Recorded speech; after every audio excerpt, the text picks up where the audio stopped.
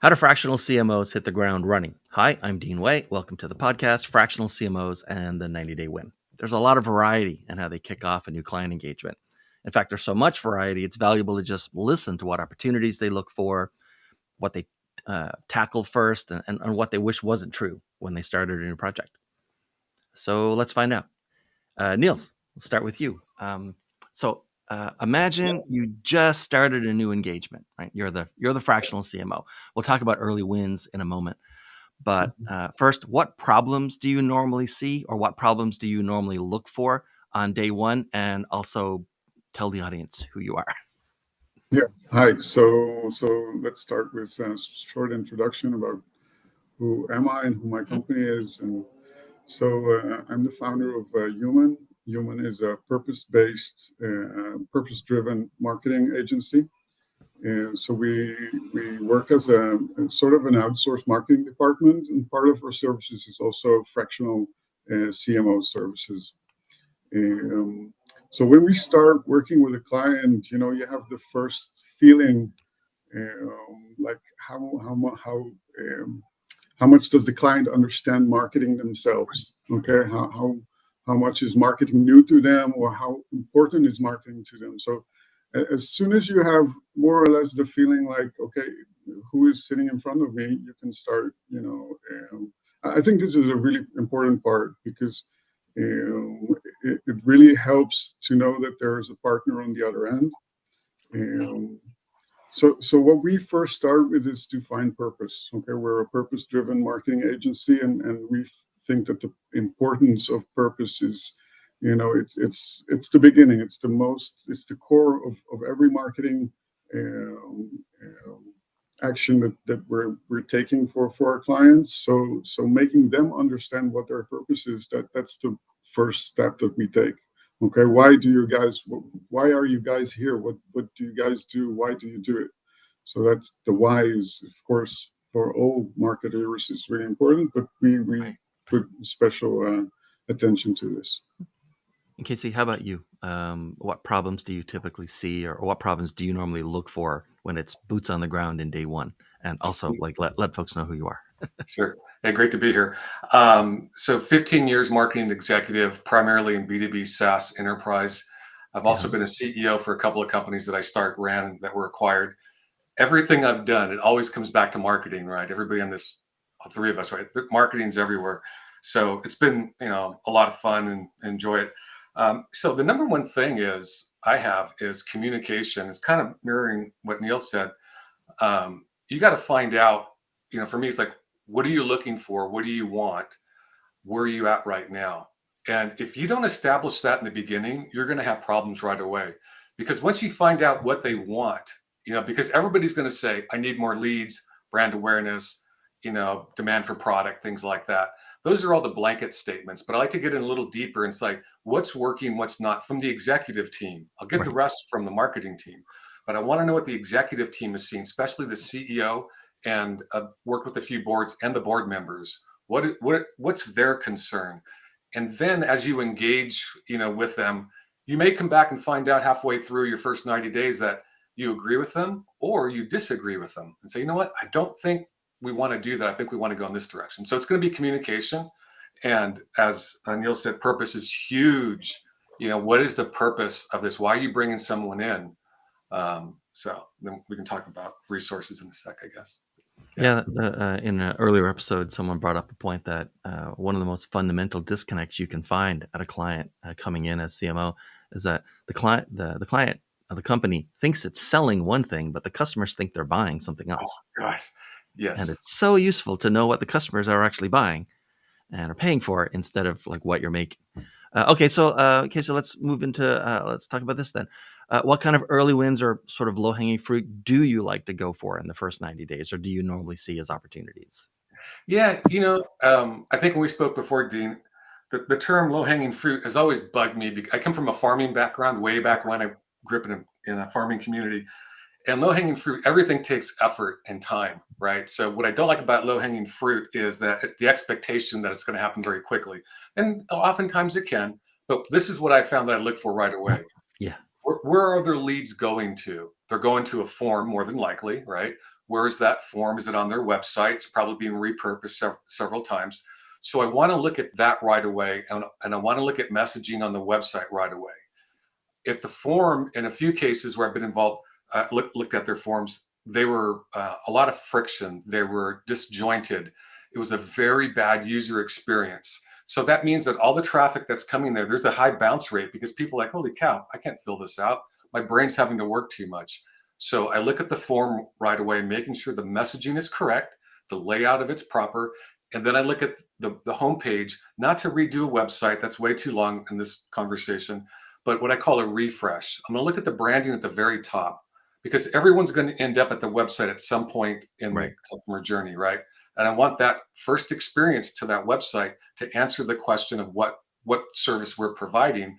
And then when they hit the button to get a demo or get more information, that's got to be a very smooth transition for them to fill out that form. So those are the two things I look at right away, in addition to other things. But I want to make sure any effort that we're putting out there, if it hits those two areas, that at least it's going to be a good experience for them.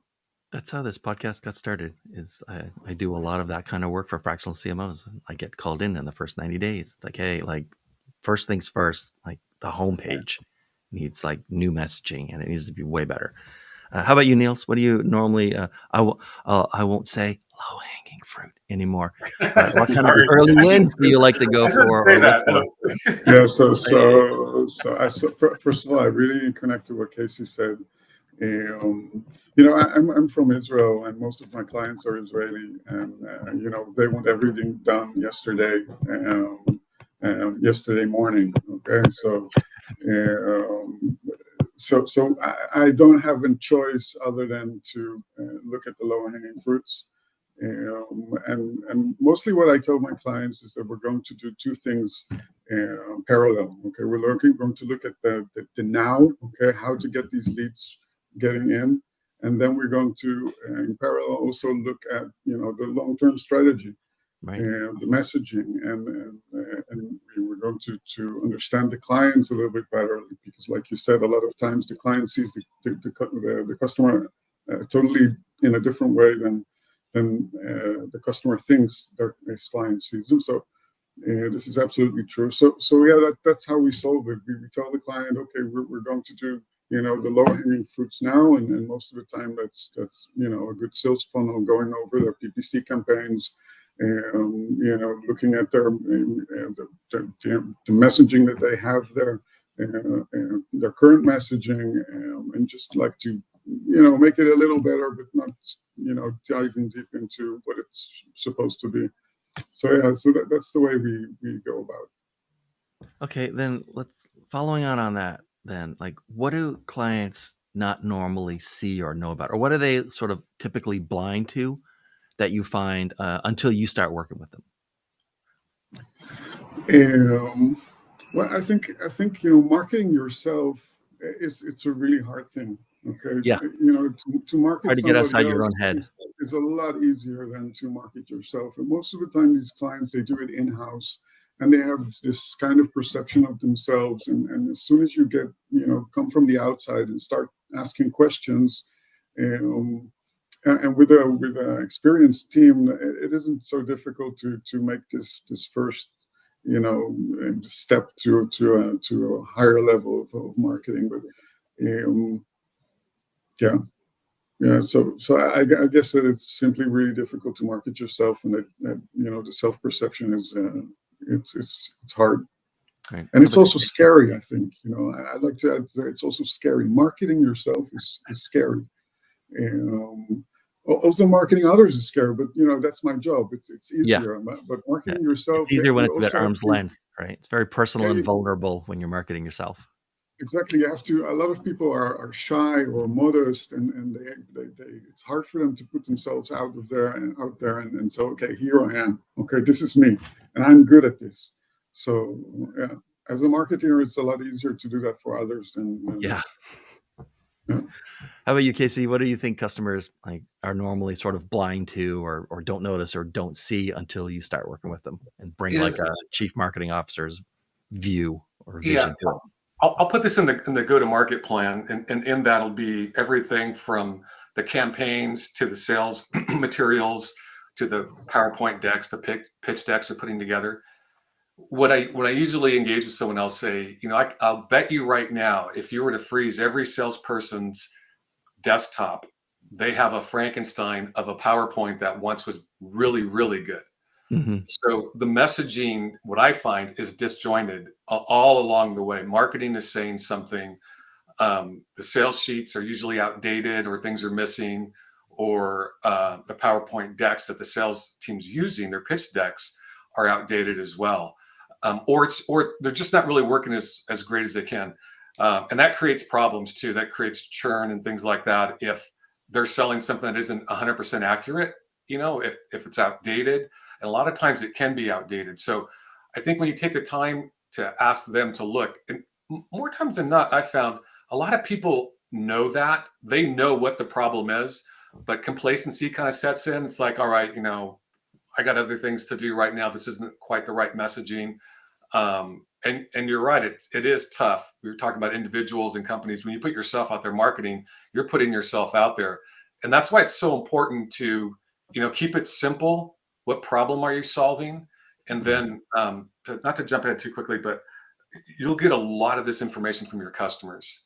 Interview your customers, find out what they like, why they engaged with you, what was that moment, the aha moment for them, things like that. As marketers, you can gain so much information from the existing customer base. All right. Well, let's talk about the client for a second. Like, what should a CEO understand about fractional CMOs and to get the maximum value from one or from you? What I would say is, it's interesting. I talk to people that have 2 people on staff, 5 people on staff, 1 person on staff, or they want to bring in a whole department. Yeah. So I think from a CEO standpoint, it's like, if you're hiring a CMO, you need to invest. And that's one of the questions I ask too. What's your investment here? What's the budget going forward? Is it scalable? If I show a return every month, every quarter, I want to be able to ramp up and take advantage of this momentum. So what the CEO is, really understand what you're looking for and is it achievable? If you're bringing in a CMO and you don't have the budget for it, and you're going to ask them to write copy and run HubSpot and Salesforce and all these other things, in my opinion, that isn't what a fractional CMO is for, or a normal CEO or CMO. They need to be able to use their skills and guide and mentor and give direction, things like that, to the team. So the CEO needs to really understand the true situation and make the decision if they're going to invest, and put the budget there. Yes. I'll interject, Jared, just to say, hey, if you're a CEO, don't have your CMOs write copy. That's my job. Yeah, absolutely. How about you, Niels?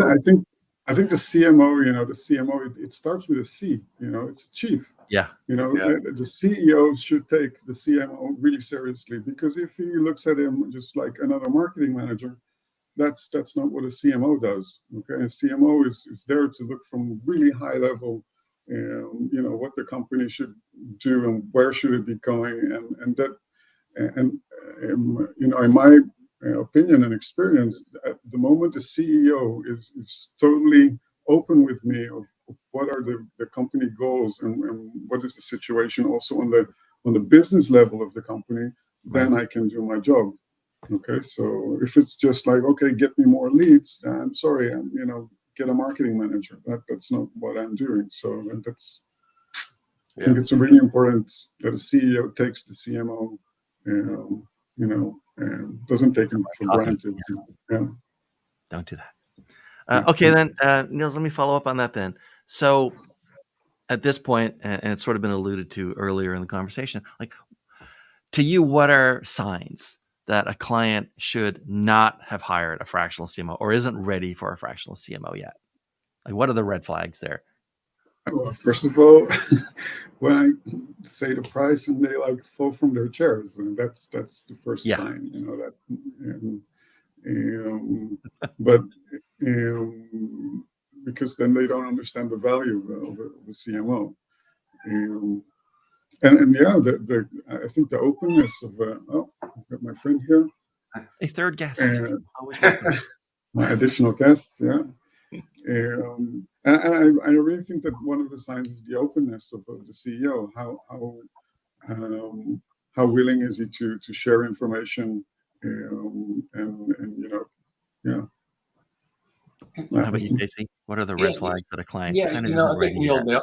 Neil nailed it there too. Is that I haven't had too much problems on the budget. It seems that when some companies they want a CMO, they want they want the CMO to come in and from a high level or not high level, sometimes not a high level, but they want to come in and like I need things updated. I need digital demand gen we don't have. I need that vision for us. And it's what's interesting is that what I found with the CEO is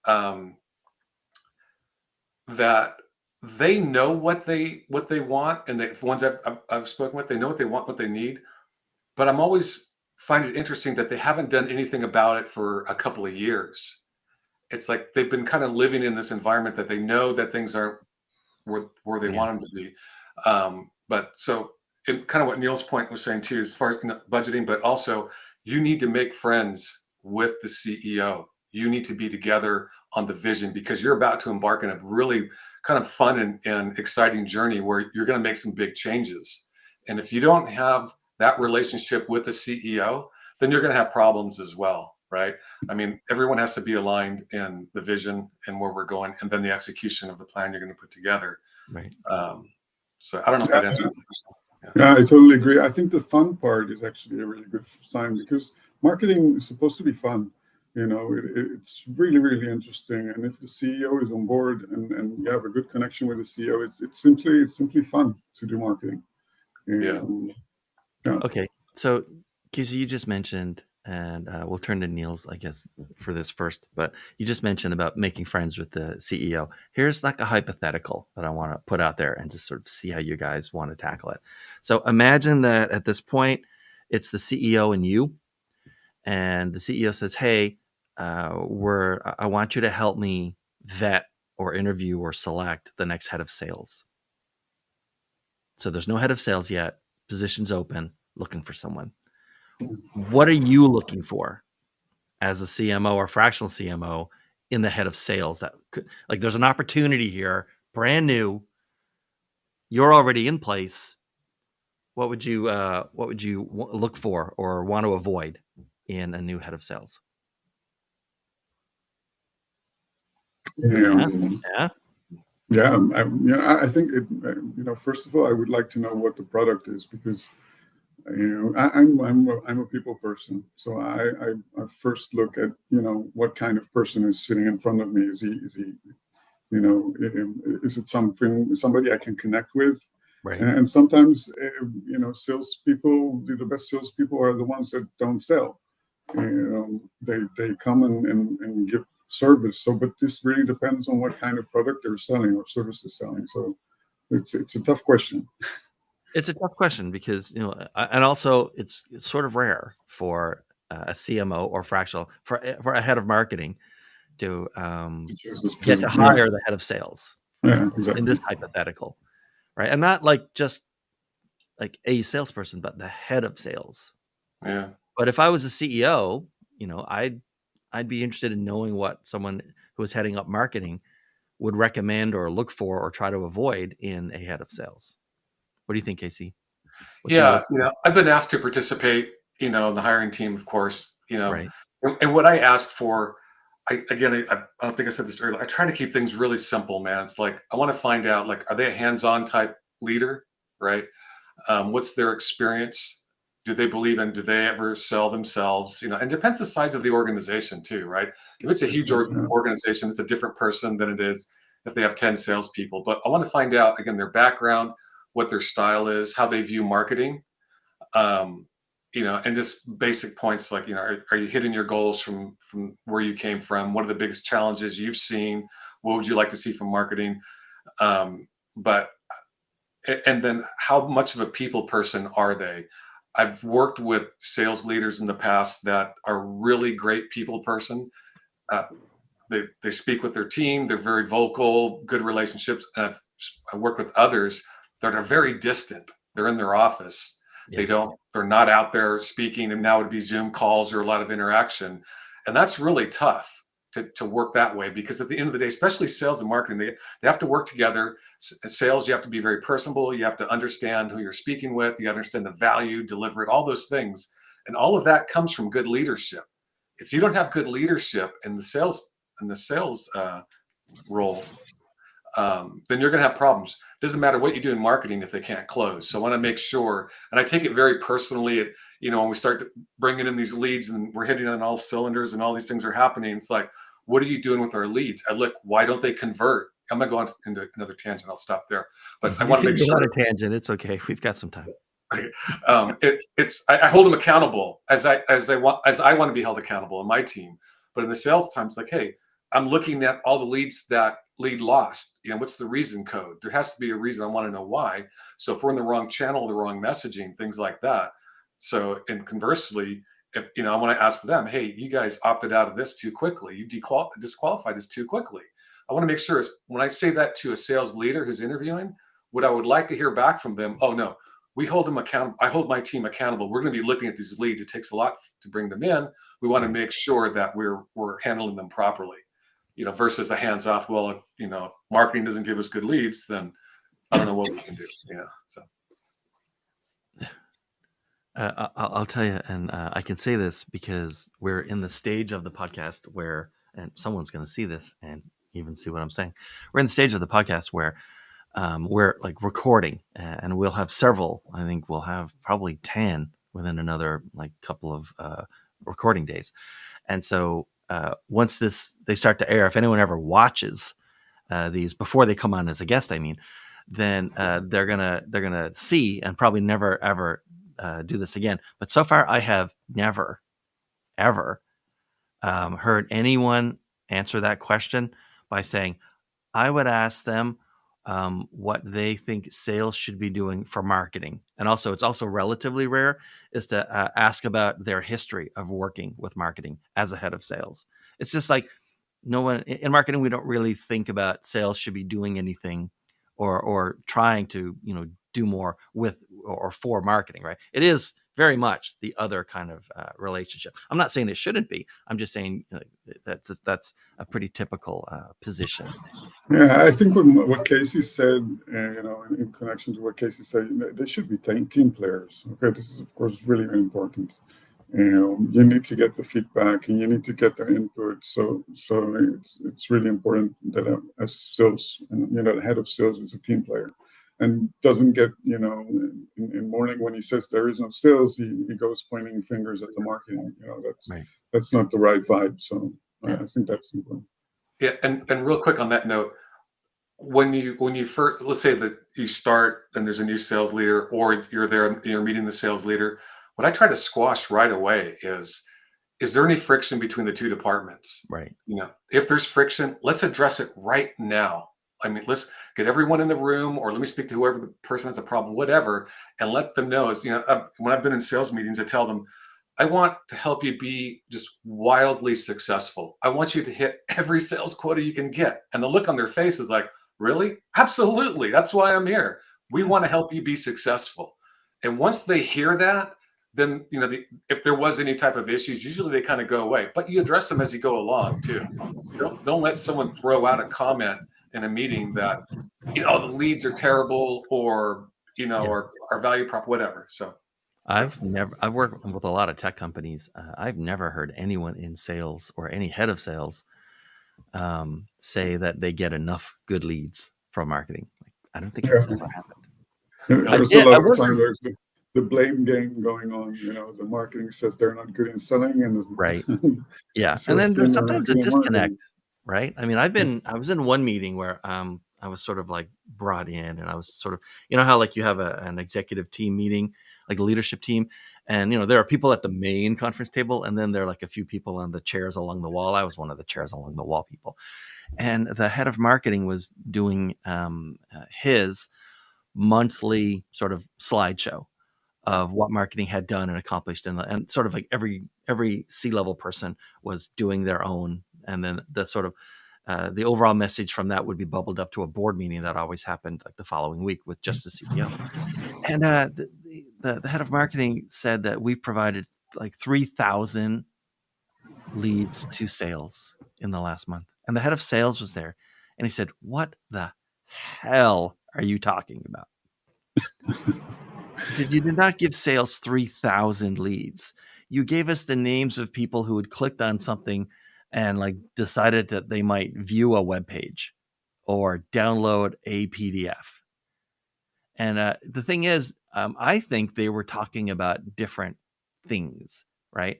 Marketing is not in the really for the most part. Marketing doesn't produce prospects, which is what sales wants. They produce leads, which are not yet, and most of them will never become a prospect, right? And sales is never going to have the head count.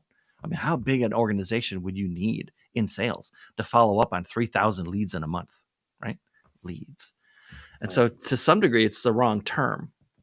But yeah, I looked at that guy and I said, wow, that's a lot. I was like briefly impressed by the marketing, the head of marketing talking about 3,000 leads. And then when the sales guy, I pushed back on it, I immediately said, oh, yeah, they're talking about very different things and they're not working together. They're not communicating. Yeah. They're each trying to posture in their own way because each one thinks they're doing what they're supposed to be doing and each one thinks the other's not. Yeah, that's not good. I've been in that situation Yeah. where we're looking at a company to acquire, and they said, "Oh, we got 20." I'm not exaggerating. 24,000 leads in like 2 months. I just said, "Okay, time out, time out." What they did was they bought a bunch of names, right? That were in that demographic and could be interested, things like that. To me, those shouldn't even be part of the conversation on a monthly basis. No. I mean, from my opinion, right? You're talking about lead gen.